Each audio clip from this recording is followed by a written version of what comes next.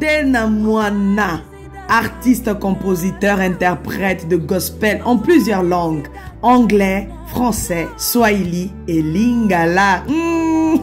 Le goût de ça, originaire de la République démocratique du Congo, c'est-à-dire notre sœur Dena Mwana.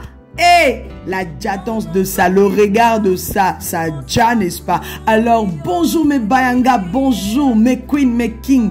J'espère que vous allez bien, j'espère que tout va bien. Moi, Mama Kimia de vous, Mama Kimia de vous, elle va très bien, je me porte très bien par la grâce de Dieu. Voilà. Si vous n'êtes pas encore abonné sur cette chaîne, si vous n'êtes pas encore, vous venez vraiment de me découvrir sur cette vidéo, n'hésitez pas. Commencez juste à vous abonner et c'est très simple. C'est-à-dire, prenez vos chaises, vos poufs, vos tabourets, vos nattes, vos tapis, vos chaises en plastique, en bois, en métal, en cuir, tout ce que vous avez comme chaise. Commencez déjà à vous installer sur ma chaîne parce que ici, c'est le goût de ça, la jatance de ça, la vie de ça. Regardez même la danse de ça. Hey, hey, hey, Nzambi Wani. Hey, Mungu Baba. Léo Nimambo. Léo Joe Léo.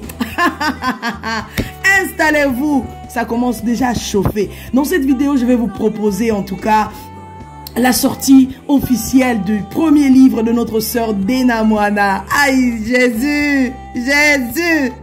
Et je vais vous présenter sa petite famille, ses enfants. Oh mon Dieu, n'est-ce pas que c'est trop beau de voir tout ça? Et après, nous aurons le grand témoignage de notre sœur Dena Mwana. Non, je vous demande juste de rester au calme.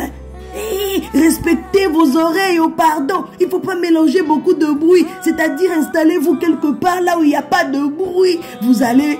Ça va demander déjà la concentration. Voilà. Et ici, c'est déjà la petite famille de Dena Mwana. Est-ce que vous voyez?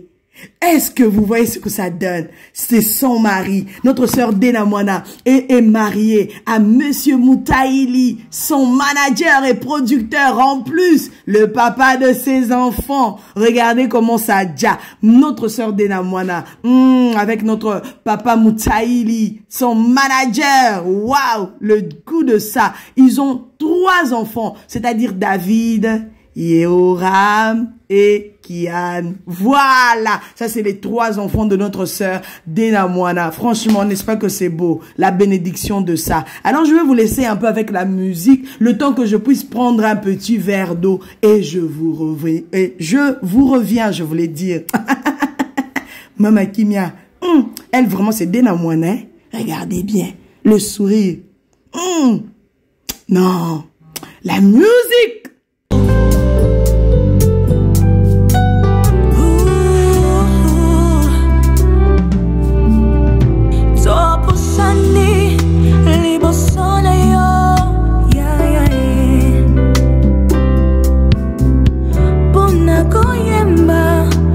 Santo Yosanie Mwana na pati Yo fati na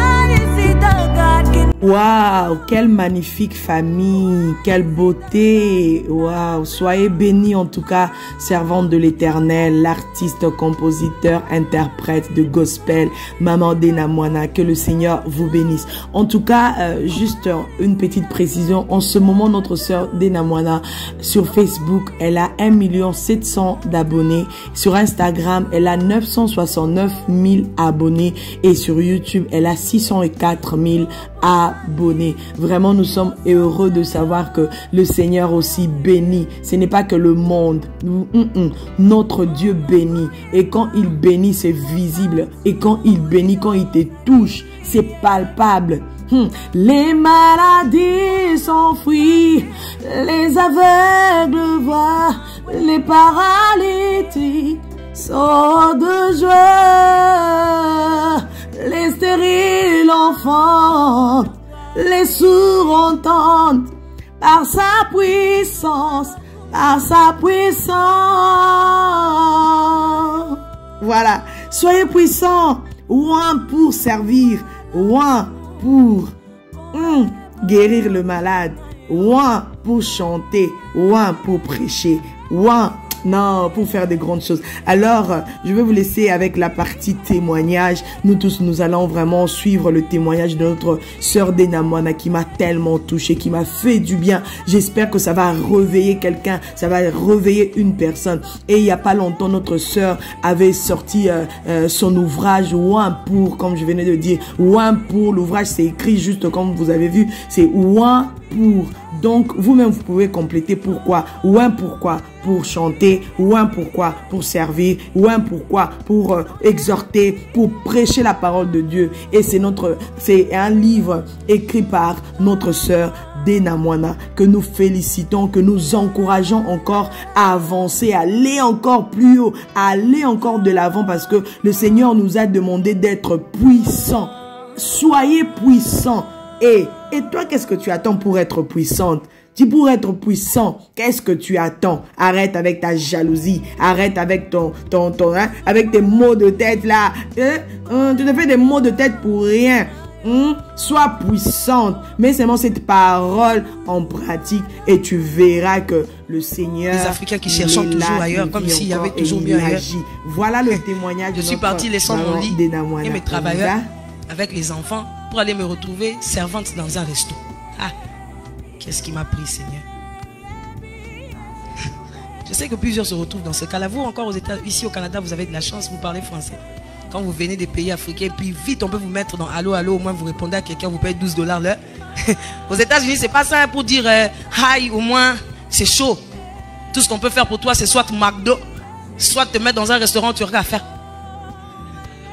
Et rien d'autre. Mais à la fin, tu dois essuyer ce que tu n'avais pas l'habitude de faire. Tu dois faire ceci, tu dois rendre des services. Je me rappelle un jour, alors que je venais de servir un couple et j'ai porté mon apron et que j'étais en train de partir, le monsieur, parce que vous savez, certainement, je ne sais pas si c'est comme ça ici, aux États-Unis, dans certains restaurants, on paye les gens 2 $ l'heure. Pourquoi? Parce qu'après, vous avez des tips. Alors, quand vous souriez beaucoup comme moi, on vous donne beaucoup de tips. Alléluia. Alors ce qui s'est passé que ce jour-là, c'était les derniers clients, c'était un couple, un noir américain, je crois avec une éthiopienne. Je me rappelle de ça parce que c'était marqué ce jour-là. Alors je portais mon apron et quand je revenais de leur table et en passant, le monsieur m'a attrapé sur ma poche de apron. Il m'a tiré comme si j'étais un microbe. Et il a placé quelque chose dans ma poche et je savais pas ce que c'était. J'ai continué à marcher et puis à un moment je suis arrivé de la cuisine, j'ai fait ça. C'était 1 $. Sur 100 $ qu'ils avaient manger. Normalement, c'est au moins le 10% de ce que vous bouffez. Mais c'est 1 $. Et puis je fais, c'est pas possible. Et puis ils étaient partis. Et puis je suis resté, j'ai essuyé. Je vous jure que ce jour-là, j'ai essuyé avec mes larmes. J'ai essuyé avec mes larmes. Qu'est-ce que je suis venu faire dans ce pays? Seigneur, pourquoi ça? Pourquoi toutes ces choses? Je ne savais pas que j'allais devenir un jour Dena Moana. Alors j'essuie et je rentre à la maison, je pleure de toutes mes larmes. Je servais dans une église qui n'avait même pas la possibilité d'acheter des couches pour mes enfants. Des fois, j'allais, je passais... Je roulais pendant 45 minutes et j'arrivais là-bas. J'étais en veillée de prière, je me couchais par terre, je conduisais à l'église, mais personne ne voyait ma peine. Vous savez quoi? En ce moment-là, j'ai cru que c'était vraiment personne ne voyait ma peine. Après quelques années, j'ai compris que c'est Dieu qui avait bandé les yeux de tout le monde. Parce qu'il me cherchait tellement qu'il avait fermé toutes les portes devant moi. Même mes propres frères, mes frères avec qui je suis né, même père, même mère. Je me rappelle, j'habitais dans l'appartement de mon frère et que des fois, j'arrivais en retard et que j'avais pas la clé. Et que je lui disais, écoute, j'ai pas la clé, t'es où? Il me dit, je suis à la fête avec mes amis. Comment t'as fait pour ne pas être une double de clé? Alors je prenais mon enfant de 2 ans, de 3 ans à l'époque, David, et je le faisais monter par la fenêtre en regardant en arrière s'il y avait personne, sinon on m'aurait arrêté. Et puis il entrait, et puis de là je lui disais, va ouvrir la porte, va ouvrir la porte. Et puis il ouvrait la porte et on entrait. Et je regardais mon frère, c'est mon petit frère. Je dis, Seigneur, c'est mon petit frère. Comment ça se fait qu'il ne peut pas voir ma peine? Il y a des moments où le Seigneur permettra que les gens autour de toi ne voient pas ta peine. Ce n'est pas parce qu'il veut te faire souffrir, c'est simplement parce qu'il veut te rapprocher de lui et que tu le voies pour le Dieu qu'il est pour toi. Parce que quelquefois, lorsque les hommes nous aident, nous avons l'impression que nous n'avons pas un Dieu qui peut faire au-delà de ce que ces hommes peuvent faire. Que les situations de ta vie ne t'arrêtent pas de croire que Dieu est le Dieu de l'impossible. Il le fait pour une raison. Il te veut dans sa présence. Et vous savez ce que la Bible me dit? La Bible me dit que personne ne le rencontre et rentre tel qu'il était rentré. Je suis entré broyé. Je suis ressorti avec de l'huile. De l'huile pour toute personne qui m'entoure. De l'huile pour ceux qui étaient autour de moi. De l'huile pour ceux que je sers.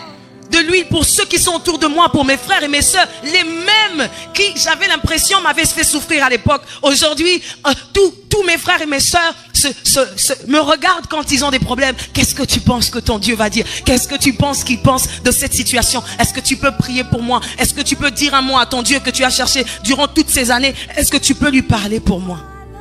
Ils m'ont permis de me rapprocher de celui qui me cherchait. Il m'a cherché dans tous les moyens possibles. Et il m'a trouvé. Et quand il m'a trouvé, il m'a fait devenir ce que je ne pouvais jamais imaginer. Alléluia. De l'eau pour les autres. Alléluia. Je prie que quelqu'un accepte cette situation difficile. Ce n'est pas pour te faire souffrir. Vous savez ce que j'ai l'habitude de dire? C'est qu'un vase ne boit jamais de son propre eau. Tu peux être un vase en or qu'on a placé ici, jusqu'à ce qu'on se servira jamais de toi, qu'on mettra jamais de l'eau dedans. Tu ne sers à rien.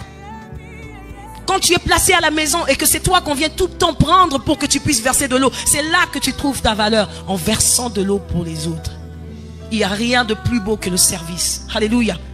Alors quand j'ai trouvé ma valeur, j'ai remarqué que ça avait changé autour de moi. J'ai remarqué que je n'avais pas envie de chanter pour chanter. J'ai remarqué qu'il y avait un autre désir. Chercher Dieu jusqu'à le trouver pour que lorsque je paraîtrai, qu'on le voie au travers de moi.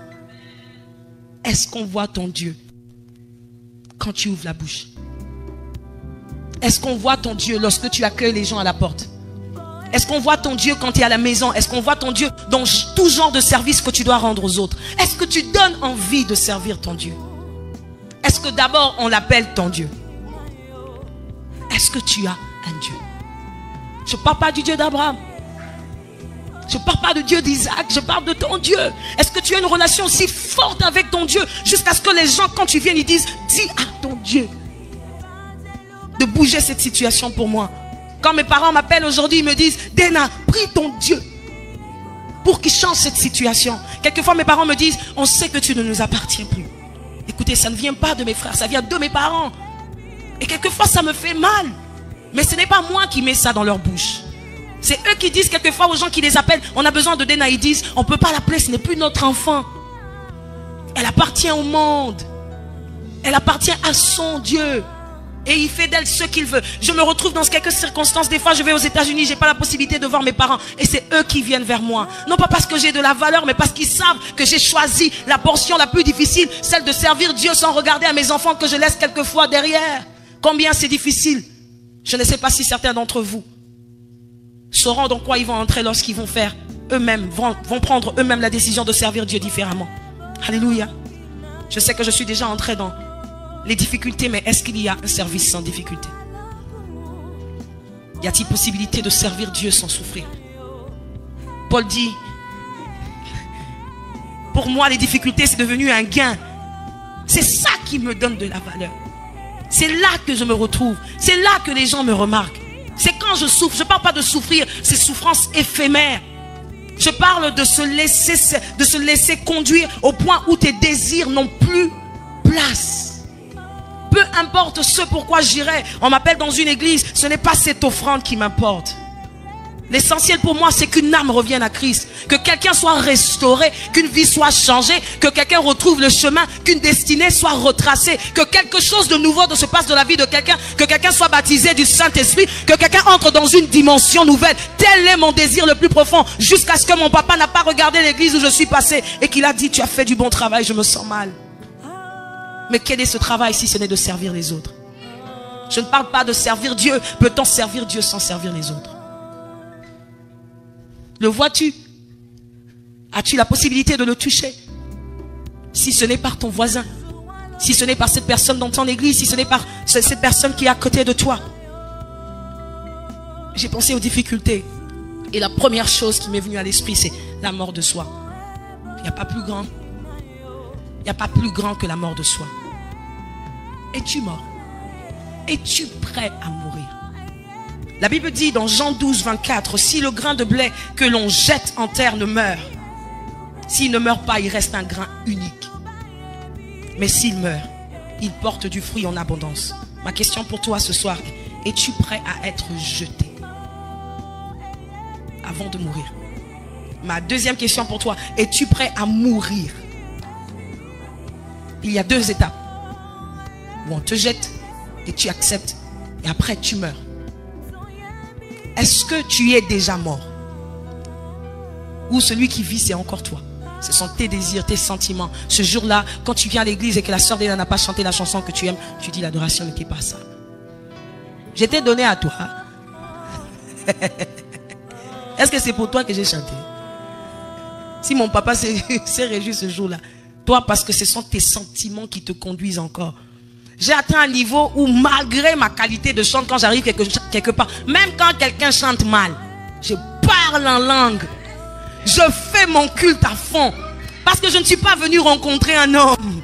Non, ce n'est pas cette chantre ou ce chantre qui chante comme un crapaud qui peut m'empêcher de rencontrer mon père. Combien sommes-nous ici? Aujourd'hui, le culte, c'était pas chaud. On n'a pas dansé. Ou l'habitude que j'ai dans les concerts, c'est que tu n'as pas chanté ma chanson. Hey! C'est toi qui avais composé ça, quoi. Mais achète le CD et puis écoute. Si le Saint-Esprit ne m'a pas mis cette chanson dans le cœur, je ne la chanterai pas. Sais-tu le pourquoi? Parce qu'il m'envoie dans la direction de son peuple. Je ne le fais pas pour faire plaisir ni à moi ni à vous. Mais il y a une personne qui est venue ce jour-là, qui avait besoin d'entendre tu es Emmanuel. Et non pas Saint-Esprit. Tu sais pourquoi? Parce qu'il ne connaît même pas c'est quoi le Saint-Esprit.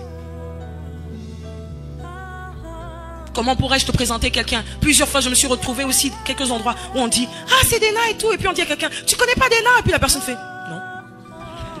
Ah, c'est vrai? Et puis elle fait non. Et la personne insiste tellement, j'ai fait elle a dit elle me connaît pas, c'est quoi? Comment tu veux qu'elle te prenne de la valeur, la même valeur avec laquelle toi tu me prends? Elle me connaît pas. Pourquoi tu veux que je te parle d'un Saint-Esprit que quelqu'un d'autre ne comprend pas? Ce jour-là, c'était peut-être simplement un ami dont elle a besoin, dont il a besoin. C'est pas ton Saint-Esprit que toi tu connais déjà.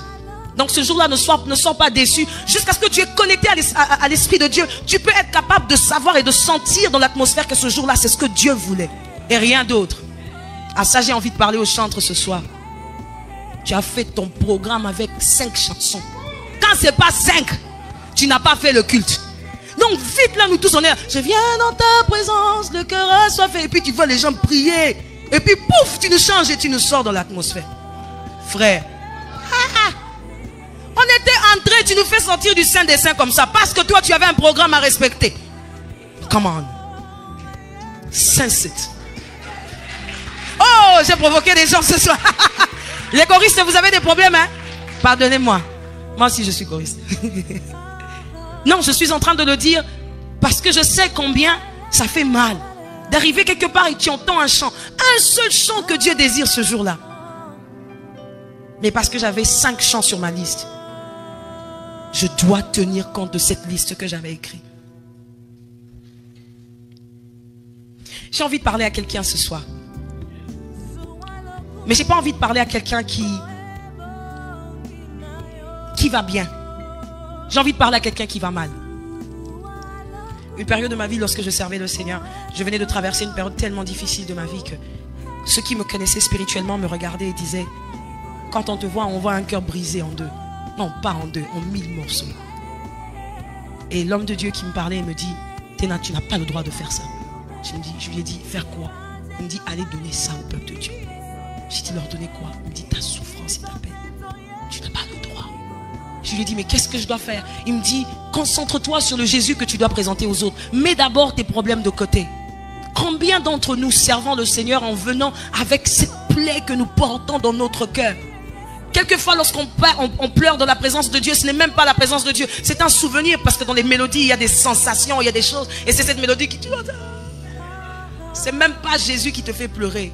Tu penses à comment ta femme t'a trompé et que parce que tu es pasteur, t'as pas d'autre choix que de continuer à être avec cette femme, ou comment ton mari t'a fait tellement mal et que tu viens dans la présence de Dieu meurtri, mais que tu dois servir le peuple de Dieu. Écoutez, lorsque Dieu nous place ici, nous avons l'obligation de nous oublier, de laisser Jésus parler. Quand je vous parle que c'est moi qui parle, je vous donne du moi. Imaginez-vous que je sois meurtri et que quelqu'un ici ne soit pas enveloppé de l'Esprit Saint. Tout ce que je vais faire, c'est de lui transmettre mes blessures.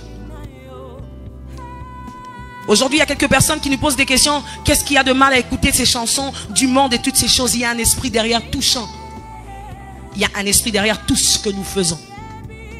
Alléluia. Et vous écoutez ce chant qui parle de mettre une balle sur la tête, et pendant des heures mettre une balle. Et puis après un jour, toi qui n'avais jamais eu d'esprit suicidaire, tu as envie de mettre une tête. Est-ce que tu penses que c'est au hasard? Qu'en est-il de ceux qui ont l'esprit de Dieu mais qui n'ont pas conscience de ce qu'ils ont l'esprit de Dieu et qui viennent avec leurs propres blessures et leur propre cœur délivrés devant le peuple de Dieu et qui leur donnent de tout ce qu'ils ont dedans? Tu n'as pas le droit de donner aux gens ce que tu es. Je n'ai pas le droit de vous donner ce que je suis. Le Seigneur me réprimande lorsque ce sont mes pleurs que je viens vous contaminer. Il me réprimande lorsque ce sont mes peines que je viens vous donner. Combien d'entre nous sont à l'église sans pardonner? Combien d'entre nous sont à l'église meurtris? Je le disais à Fabrice, quelquefois j'entends des gens parler. Et j'entends cet enfant qui a été violé à 12 ans parler dans une grande dame de 24 ans. Tu es blessé, il y a quelque chose qui t'a fait mal quand tu étais plus jeune. Et que tu n'as jamais pardonné. Tout ce que tu as fait, c'est d'enterrer. À chaque fois, cet enfant sortira de toi pour réclamer. Combien d'entre nous sommes à l'église blessés, meurtris par telle situation? Je parlais de ma soeur. Cassie, tu peux arrêter de filmer. Je parlais de ma soeur. Ma soeur a connu un souci une fois quand on habitait chez ma grande soeur. Je parle de ma petite soeur. Et ce qui s'est passé ce jour-là, c'est que elle portait un bébé après juste un accouchement. Son autre bébé avait 5 mois. Elle a eu du mal à pouvoir garder. Elle ne voulait pas garder le deuxième bébé parce qu'elle disait que mon premier bébé n'a pas eu tout son temps. Je ne peux pas me permettre d'avoir un autre bébé sans lui donner... je prendrai la place de l'autre bébé. Et elle a commencé à nous dire non, c'est pas possible et tout, je peux pas le garder. Je dis tu ne peux même pas te permettre de ne pas garder le bébé, il est là, qu'est-ce que tu veux qu'on fasse? Et je lui ai donné mon exemple, j'ai dit écoute, j'ai eu ma deuxième fille alors que le premier avait que 6 mois. Je suis tombée enceinte, c'est pas grave, t'es pas la seule femme sur la terre qui tombe enceinte pendant que son enfant a 5 mois. Elle me dit ok, elle fait comme si elle m'avait entendu. Après quelques temps, j'étais pas à côté d'elle parce que je suis un peu comme une de ses conseillères très proches. Elle me dit j'ai finalement perdu le bébé. Dans mon cœur, j'ai ressenti quelque chose. Je me suis dit, j'ai pas l'impression que ce bébé est juste parti comme ça. J'ai vraiment l'impression que tu l'as refoulé au fait. Mais je voulais pas le lui dire parce que ce jour-là, elle traversait. C'était quand même quelque chose de difficile. Alors, je la rencontre finalement quelques mois après. Et je parle avec elle dans la voiture. Je lui dis, tu sais quoi, je vais te dire une vérité. Je suis sûre que c'est toi qui as refoulé ce bébé. Elle me dit, c'est bizarre, mais j'avais pas envie d'en parler, mais je crois que c'est vrai. Et je lui dis, c'est pas grave, demande pardon au Seigneur. Ma pensée est pure, moi je me dis qu'elle a refoulé le bébé. Mais ce qui s'est passé, c'est que ce jour-là, elle a commencé à avoir des difficultés. Elle avait mal et elle est allée à l'hôpital. Et les médecins, comme ici, c'est un peu libre, lui ont proposé d'enlever le bébé. Et l'enfant était en parfaite santé.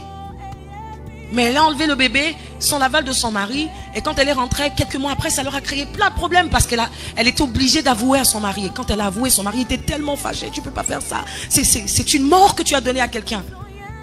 Et elle disait à son mari, mais c'est pas de ma faute, le bébé était petit, qu'est-ce que tu voulais que je fasse? Et après je la vois, elle vivait dans un déni. Elle ne voulait pas croire qu'elle avait tué cet enfant, elle avait donné toutes les raisons possibles. Et je la vois, je lui dis, écoute, il faut qu'on parle. Et qu'on commence à parler avec elle, j'essaie de la consoler et finalement, elle dit, je suis désolée pour ce que j'ai fait. Et elle tombe et je prie pour elle. Et il y avait quelques esprits encore. Je la délivre et on prie et on passe à autre chose. Quelques temps après, je parle avec elle, je lui dis, écoute, tu sais, il y a des fois où il y a cet enfant en nous qui a traverser des périodes difficiles, c'est pas obligé d'être un enfant, ça peut être toi aussi. Peut-être 2-3 ans passés, quelque chose s'est passé dans ta vie et que tu n'as pas avalé cette chose et que ça reste en toi et tu as l'impression que c'est passé, mais c'est quelque part. Mais à chaque fois qu'il y a une réaction similaire à celle-là, cette personne qui a été blessée il y a 3 ans rebondit. Et donc je me mets à lui parler de cette chose que j'avais reçue au fond de mon cœur. Elle me dit, ah, tu sais quoi? Maintenant je vois pourquoi je vivais dans un déni pendant que j'avais perdu mon bébé et que c'est moi qui avais permis que cet enfant parte. Je lui dis, qu'est-ce qu'il y a? Elle me dit, je me rappelle quand j'avais 15 ans, quelqu'un est entré dans ma chambre et voulait me violer. Et depuis ce jour-là, j'ai gardé dans mon esprit un blocage que lorsqu'une situation difficile m'arrive, je crée un mur. Et ça n'existe plus. Quand elle m'a dit ça, j'ai dit, effectivement, combien d'entre nous, même à l'église, avons des situations devant lesquelles nous avons simplement créé des murs. Mais derrière, il y a cette femme qui crie. Et à chaque fois que tu regardes un film, que tu entends une parole, un nom, qui te fait penser à ce mur que tu as créé, cette personne rebondit. Et qu'est-ce que tu fais? Tu réagis. La seule personne qui est au courant de cette réaction, c'est toi. Et pas les gens en face de toi. Nous en avons plusieurs dans l'église. Des blessés de guerre. Vous savez ce qu'un blessé fait? Il blesse. Nous avons des serviteurs blessés, des pasteurs blessés, des servantes blessées, qui tout ce qu'ils vous diront c'est, tu chantes pas bien, t'as pas atteint les notes, c'est pas ça, t'arrives pas à faire comme je voulais que tu fasses. Pourquoi? Il a ce papa derrière qui lui disait tout le temps, même quand il faisait bien, c'est pas bien. Et qu'est-ce que tu fais? Tu ramènes ça à l'église. Tu connais Christ sans connaître Christ. Parce qu'il y a une partie de ta vie qui est encore bloquée. Je prie que ce soir le Seigneur te révèle cette partie de toi que toi-même connais, mais que tu ne veux pas relâcher. Je prie que ces années passées qui t'ont été volées par le diable soient récupérées ce soir. Simplement parce que tu auras le désir de dire, j'en ai marre de vivre avec cette double personne. Je veux vivre moi et Jésus. Simplement. Alléluia. Est-ce que je parle à quelqu'un? Et c'est pour ça que je voulais parler non seulement de la stabilité spirituelle, mais aussi de la stabilité émotionnelle. C'est important pour servir Dieu. Tu ne peux pas servir Dieu en étant blessé. À un moment, je disais aux gens qui me disaient, mais souvent tu interprètes des chansons qui ont déjà été chantées. J'ai dit oui, parce que malheureusement chez nous au Congo, quand on chante, c'est toujours, hein, tu n'as pas fait ça pour moi, hein, Seigneur, quand est-ce que tu vas exaucer ma prière? C'est jamais un Dieu grand qu'on veut juste élever parce qu'il est grand. Alléluia. Je ne sais pas, peut-être que c'est différent chez vous, hein. Peut-être que c'est différent chez vous.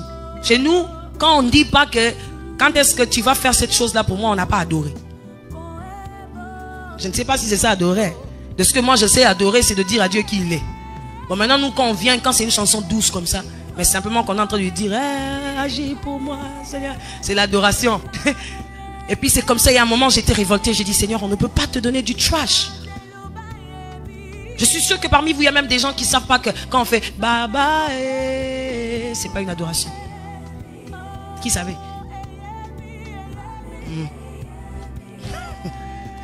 On va en parler une prochaine fois. Je voulais simplement parler au fait d'avoir une stabilité. Comment peux-tu te mettre devant et ne pas savoir ce que tu vas donner aux gens? Comment est-ce que tu peux être conducteur de louange en disant aux gens que chanter c'est prier 2 fois? C'est où dans la Bible? C'est écrit où? Il y a des gens qui sont ici qui pensent que c'est écrit quelque part dans la Bible. C'est pas biblique. Vous savez pourquoi? On ne lit pas. On ne puise pas notre source de la parole de Dieu. Comment peux-tu te permettre de venir devant le peuple de Dieu et leur dire que tes pensées à toi, sans pouvoir les conduire vers celui qui nous a sauvés, délivrés, changés, celui qui a permis que nous puissions nous lever devant vous et moi? Comment? Combien de serviteurs de Dieu, conducteurs de louanges, vont chercher dans la parole avant de venir? Combien même font des prières du genre, Seigneur, que la liste des chants rencontre le message que tu auras à donner au peuple de Dieu? Combien? Combien venons-nous dans des concerts pour ceux qui sont déjà dans le ministère actif et qui peuvent faire des concerts et tout ce qui leur plaît c'est de pouvoir faire cette liste des chansons que les personnes vont simplement aimer, sans demander à l'esprit, qu'est-ce que tu attends pour ton peuple? Qu'est-ce que tu veux que je leur dise? Que veux-tu que je leur communique? Que faut-il qu'ils puissent comprendre? Qui est censé aujourd'hui venir à toi? Comment le saurons-nous si nous n'allons pas le chercher? Ça, je parle de la stabilité spirituelle.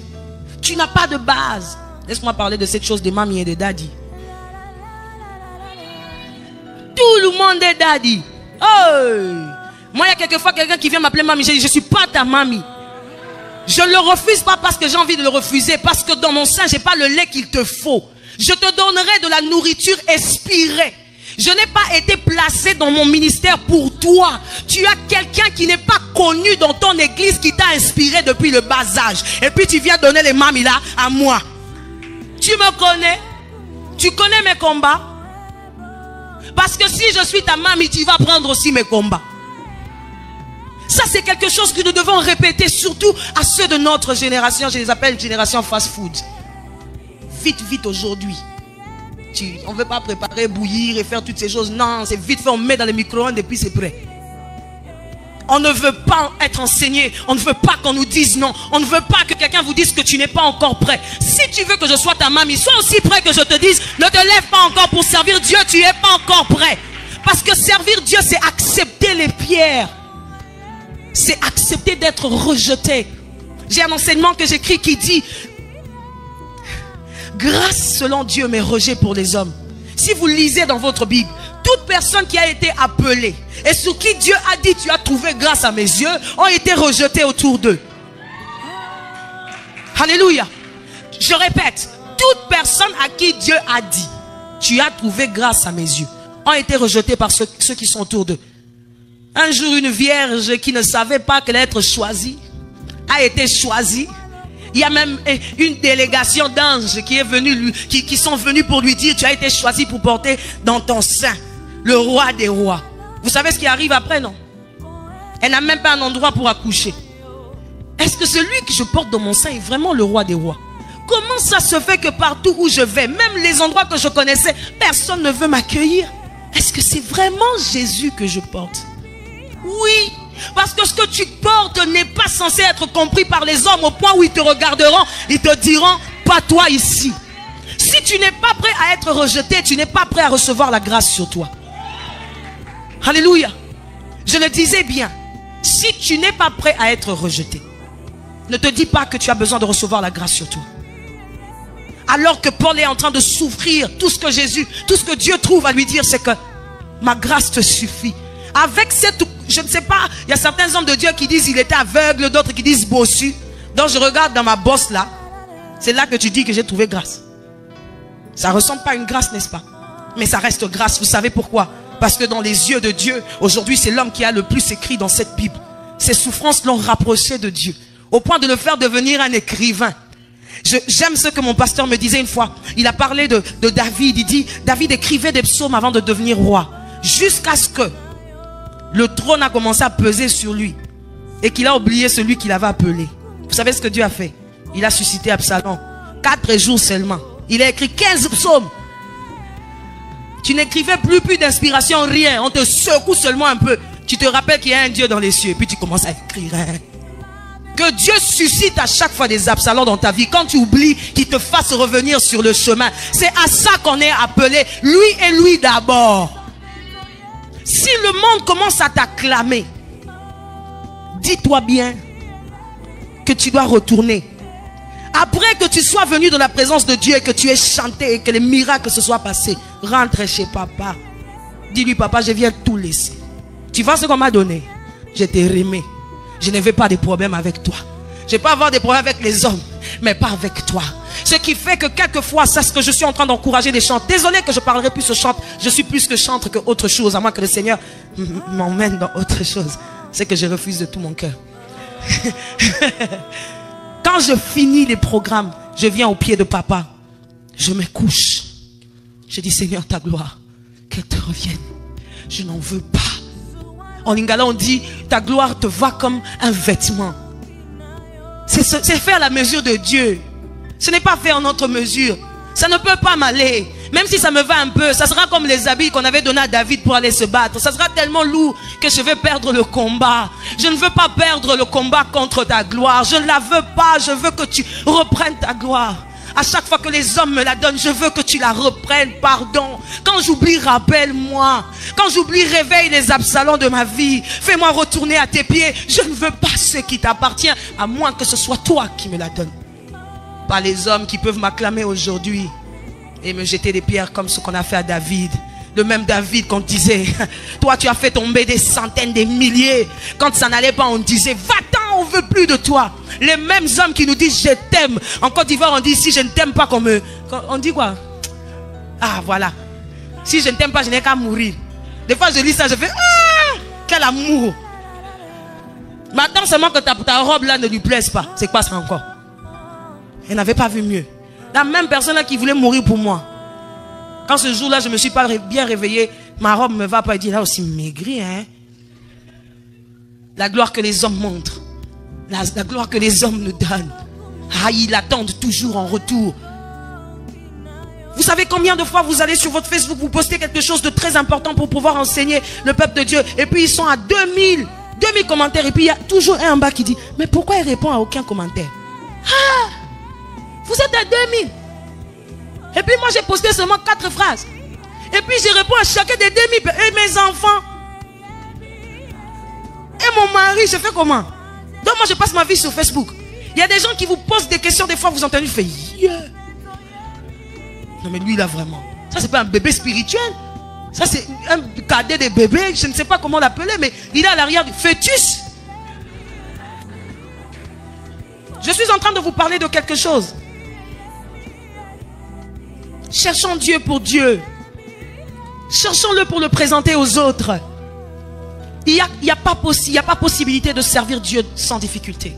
Il n'y a pas possible. C'est pas possible. Je répète, c'est pas possible. Si tu veux servir Dieu sans la croix, alors tu laisses tomber. Si tu veux faire une carrière musicale, c'est pas mal aussi. Non, c'est pas mal. Ça te donne l'argent et puis ça bénit d'autres personnes. Mais si tu veux faire le ministère, alors là, c'est pas ta place. Tu restes dans la carrière. Il y en a beaucoup qu'on connaît qui font carrière et qui vont loin. Sauf que, dis-toi bien qu'à un certain moment, c'est soit le monde, soit Dieu qui va te réclamer. Maintenant, à ce moment-là, ça sera à toi le choix. À toi le choix. Tu pars où? Tu sers Dieu ou tu vas dans le monde? Alléluia. Mais on ne peut pas servir Dieu sans croix. On ne peut pas servir Dieu sans difficulté. On ne peut pas, c'est impossible de le faire. Alléluia. Et pour cela, tu as besoin d'une stabilité spirituelle. Tu as besoin d'une stabilité forte et puissante et émotionnelle. Ne viens pas briser à l'église. Si tu es encore brisé, va chercher le Dieu qui guérit les âmes. Cherche ta guérison. La guérison, on la cherche. Quelquefois, je pleurais dans la présence de Dieu. Seigneur, comment je fais? Il me dit, jusqu'à ce que tu n'aies pas guéri, je ne t'envoie pas devant mon peuple. Tu ne peux pas leur donner du trash. Parce que moi, je te donne. Parce que, écoutez ceci.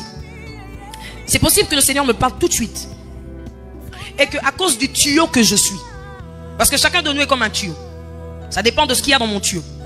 Je peux avoir de trash à l'intérieur. Je peux avoir la crasse à l'intérieur. Je peux avoir quelque chose dans mon tuyau qui, même si Dieu m'a parlé, parce que ça passe dans mon tuyau. Moi, si je n'ai pas appris à parler français, quand Dieu me dit la femme, moi j'ai dit les femmes. C'est Dieu qui a fauté. C'est le tuyau que je suis. Non, je vous montre la responsabilité que nous avons de nous tenir devant Dieu et de nous sanctifier avant de venir nous positionner devant son peuple. Parce que nous sommes un édifice, un tuyau dans lequel Dieu passe pour pouvoir parler à son peuple. Et lorsque moi je ne me suis pas regardé et que je n'ai pas nettoyé le tuyau que je suis, il dira la femme, je dirai les femmes. Vous comprenez ce que je dis? Je donne un exemple super bête. C'est pour ça que des fois, on a même des prophéties, on dit, mais il avait dit ça, comment c'est pas arrivé? Vous vous êtes déjà retrouvé dans ce genre de cas? Pourquoi? Parce que le tuyau qu'il est n'est pas allé à l'école. Et quand il a donné le message, il a donné tel que lui, il a reçu dans sa tête. Brouillé. Et moi qui suis en face de lui, je reçois aussi brouillé. C'est là que je donne la responsabilité au ministre de pouvoir chercher, bien chercher son Dieu, avant de venir servir les autres. Combien de personnes que nous connaissons qui sont venues à l'église servant Dieu, mais à cause de la personne qui le conduisait dans le chemin de Dieu, la personne s'est perdue. Ça aussi, je nous dirais à nous, église, étudions la parole de Dieu. Ce n'est pas tout ce qu'on nous dit qui est. Ce n'est pas ce qu'on nous fait avaler que nous devons avaler. Ce n'est pas ce que... Quand quelque chose... La Bible dit que dans les Écritures, lorsque des fois on leur emmenait des choses qui n'étaient pas nettes, ils avaient le droit d'aller vérifier. Qui vérifie aujourd'hui? On nous dit un truc, Amen. Et puis quand des fois on avale, on dit, dites Amen. Tu dis aussi Amen. Amen veut dire que cela soit fait ainsi. On dit, tu as la grosse tête, Amen. Parce que c'est une servante de Dieu puissante qui vient de dire ça. On n'a même plus le temps de checker au fait. Ça, je parle que de l'autre côté de l'église. Mais qu'en est-il de ceux qui sont ici? Check-toi avant de venir délivrer. Vérifie ce que tu as comme tuyau. Lave ton tuyau pour que lorsque Dieu va parler, ça soit ce qu'il a dit qui soit dit. Alléluia. Et quand on parle des prophètes et de tous ces autres aujourd'hui, je ne vous toucherai pas, pardon. Ce sont des gens qui amènent beaucoup de troubles dans l'église. C'est pour ça que quand le Seigneur nous dit, tu as l'onction prophétique, tu dis, ah Seigneur, tu n'as pas choisi autre chose pour moi, vraiment. Des gens qui emmènent des polémiques partout. Et vous savez quoi, la Bible dit? Dans les derniers temps, tous devront prophétiser. Tous. Le Seigneur n'a mis personne de côté. Tout le monde devait avoir la possibilité de prophétiser. Vous savez pourquoi ça n'arrive pas encore? Le désir n'est pas encore assis. On n'a pas encore avalé cela. On ne le désire pas encore. On ne le cherche pas encore. Pendant mes prestations, je dis souvent, à celui qui cherche le Dieu du surnaturel, tu rencontreras le Dieu du surnaturel. Alléluia. Qui sait que nous ne servons pas un Dieu naturel? La Bible dit que le Dieu que nous servons est un Dieu surnaturel. Comment le Dieu surnaturel ne peut faire que des choses naturelles? Comment la Bible peut... comment le docteur peut me dire j'ai cancer et que la Bible me dit que mon corps est comme du Saint-Esprit et que j'accepte cette information, que je l'avale et que je dis à tout le monde j'ai le cancer? Comment je peux venir à l'église et puis je dis je viens rencontrer le médecin des médecins et puis quand je ressors de l'église, j'étais venu, j'avais des maux de tête et puis quand je sors, j'ai dit j'ai mal à la tête. Un homme de Dieu a dit, quand tu dis je suis, tiens compte de ce qui va suivre. Parce que le seul je suis, c'est Dieu. Et tu ne peux pas dire je suis et puis tu dis malade. J'espère que je suis en train de donner une information à quelqu'un ce soir. Je dis ceci, tu ne peux pas dire je suis et puis tu rajoutes malade. Tu ne peux pas dire je suis et puis tu dis fatigué. Tu ne peux pas dire je suis et puis tu rajoutes quelque chose de négatif. Parce que quand tu dis je suis, tu parles de celui qui est. Il est ce que tu penses qu'il est selon ta positivité. Qu'est-ce qu'il est pour toi? Connaître son Dieu, connaître son identité, savoir qui on est, savoir dans quoi Dieu nous a appelés, savoir pourquoi il nous attend. J'ai l'habitude de le dire, aujourd'hui je n'ai pas enseigné sur l'identité, mais je dis toujours, quand tu ne sais pas qui tu es, tu retardes quelqu'un qui était censé entrer dans sa destinée à y entrer. Parce que nous avons tous des rôles à accomplir. Jésus avait le rôle de nous emmener à Dieu. Toi, tu as un rôle à convertir quelqu'un dans ta famille. Mais juste parce que tu ne sais pas que tu as la capacité de le faire, tu retardes la destinée de cette femme, de cet homme. Je ne sais pas si je parle à quelqu'un ce soir, mais je crois de tout mon cœur que quelqu'un voudra désirer au plus profond savoir qui il est. La Bible parle de juge. Quand Dieu apparaît, l'ange de l'Éternel apparaît à Gédéon. Quelqu'un qui est juste d'une famille quelconque, on dit la moindre d'Israël. Ce jour-là, l'ange ne l'a pas appelé Gédéon. Il lui a dit, vaillant. Lui, dans son enregistrement, dans l'identité, sur son passeport, c'était pas écrit vaillant. Mais depuis le ciel, c'était enregistré vaillant. Je viens dire à quelqu'un ce soir que ton identité, ce n'est pas ton père, ta mère, ton frère. Ce n'est pas le travail dans lequel tu es. Ton identité, c'est ce que Dieu a écrit de toi depuis le ciel. Tu dois savoir qui tu es afin d'entrer dans ta destinée et d'emmener les autres dans leur destinée. Alléluia. Tout ça pour t'emmener dans le serviteur que tu es censé être en réalité. Qui es-tu? Qui est-ce que Dieu dit que tu es? Connais-tu ton nom enregistré depuis le ciel? Il t'appelle qui? Moi, il m'a dit un jour, tu parleras, tu chanteras et les démons trembleront. Ceux qui sont dans mes services savent comment je tremble. Moi-même, quand je suis en bas, j'ai l'impression que je ne vais pas vibrer comme ça. Après, quand je monte, je commence à vibrer. Parce que je sais qu'il a mis le feu sur ma langue. J'envoie, ça brûle. Ce n'est pas moi, c'est l'identité qui a été enregistrée depuis le ciel. Nous avons plusieurs vaillants guerriers qui sont assis sur leur chaise. Jusqu'à ce que tu ne sais pas qui tu es. Tu regardes, tu retardes ta destinée à toi et celle de ceux qui sont autour de toi. Combien de serviteurs as-tu déjà emmenés au Seigneur? Ou combien de serviteurs? Quand tu t'assois, combien de personnes tu regardes et puis tu dis, si je ne m'étais pas levé ce jour-là, elle ne serait pas devenue qui elle est? Combien de personnes as-tu impacté? Si tu sers Dieu et que tu es à l'église et que tu n'as jamais emmené non seulement quelqu'un dans le Seigneur, mais personne n'a changé sa vie à cause de toi, tu n'es pas encore arrivé. Si quelqu'un à chaque fois qu'il te regarde n'est pas challengé à servir Dieu différemment, tu n'es pas encore arrivé. Si à la fin de ton service, à chaque fois que quelqu'un descend, dit seulement, c'était bien aujourd'hui, tu n'es pas encore arrivé. Demande dans ton cœur d'entrer dans ta destinée pour que lorsque quelqu'un sera à côté de toi, qu'il se dise, j'ai envie de servir Dieu comme toi. J'ai envie de devenir cette femme que tu es devenue. J'ai envie de devenir cet homme de Dieu que tu es devenu. Depuis un certain temps, tu peux prendre la chanson de quelqu'un et puis tu la transformes et puis on ne comprend plus si c'était cette chanson-là. Tu la chantes même mieux que cette personne-là. Le service que tu fais, tu accueilles simplement quelqu'un de la porte et puis tu donnes envie de rester à l'église. Il y a des protocoles qui, dès qu'ils t'accueillent à l'église, ils font ta station là-bas. Et puis si c'était la première fois, tu n'as même pas envie de revenir. Ton simple sourire peut emmener quelqu'un à se dire que je ne pars plus de cette église, je me sens comme à la maison. Je parle aussi au protocole. Il y a des protocoles onctionnés. Il est simplement là et puis il salue quelqu'un, puis une conviction traverse le cœur de quelqu'un tout de suite. Combien voudront travailler dans ce mystère-là? Nous sommes des enfants de Dieu. On ne peut pas servir Dieu sans impacter.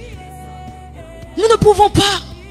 Et je voudrais simplement dire à quelqu'un ce soir, si tu n'as pas encore commencé à impacter quelqu'un, dis-toi bien que ça devrait arriver. Je voudrais challenger quelqu'un ce soir. Rencontre le Dieu qui t'a impacté et impacte les autres. Je le dis souvent dans des phrases, je suis sauvé pour sauver. J'ai été changé pour changer. Je suis un livre sur lequel Dieu écrit. Et quand on ouvre ce livre, on lit. Et tout ce qu'on lit, c'est Dieu. Ce n'est pas moi. Combien de témoignages entendrons-nous de toi? Combien de personnes, lorsqu'ils parlent de toi, c'est en vibrant de dire, ah, cette femme, cet homme, quand elle parle, mon cœur tremble. Combien de témoignages entendrons-nous? Ah, cet homme de Dieu, il m'a fait revenir sur le chemin. Il avait simplement dit une seule phrase.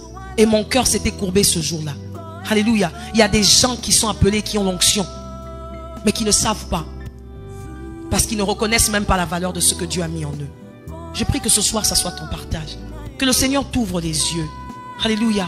Est-ce qu'on peut fermer les yeux simplement et commencer à dire, Seigneur, qu'est-ce que je suis selon toi? Wow. Oh my God. Oh mon Dieu. Je ne sais quoi dire. Quel témoignage touchant. Ça m'a tellement percé. Je suis béni. Ça m'a fait du bien. J'ai rajouté, pas même un plus, mais 100 plus. Oh my God. J'ai rajouté 10, 20 000 plus. Non, je suis bénie. Servante de Dieu. Amadena Moana. Que le Seigneur te bénisse encore et encore. Tu es vraiment une grande bénédiction pour ta génération, pour la génération future, pour notre génération, pour la génération de nos enfants. Oh mon Dieu, sois béni. Et j'espère que ce numéro, mes Bayanga, mes Queen, mes King, j'espère que ce numéro vous a plu. Ça vous a fait aussi du bien. Alors, restons connectés, restons scotchés. Ici, c'est juste waouh.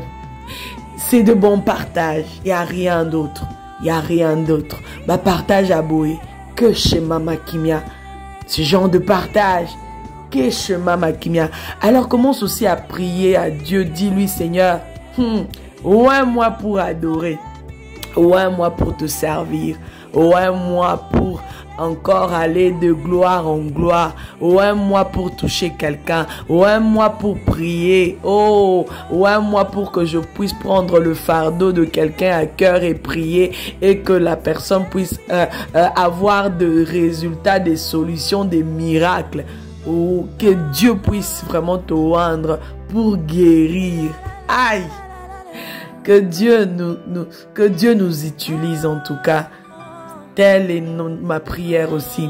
Que Dieu puisse vraiment m'utiliser aussi pour que je sois réellement une bénédiction pour beaucoup, pour ma génération, pour ma maison, pour mon mari, pour mes enfants, pour mon travail.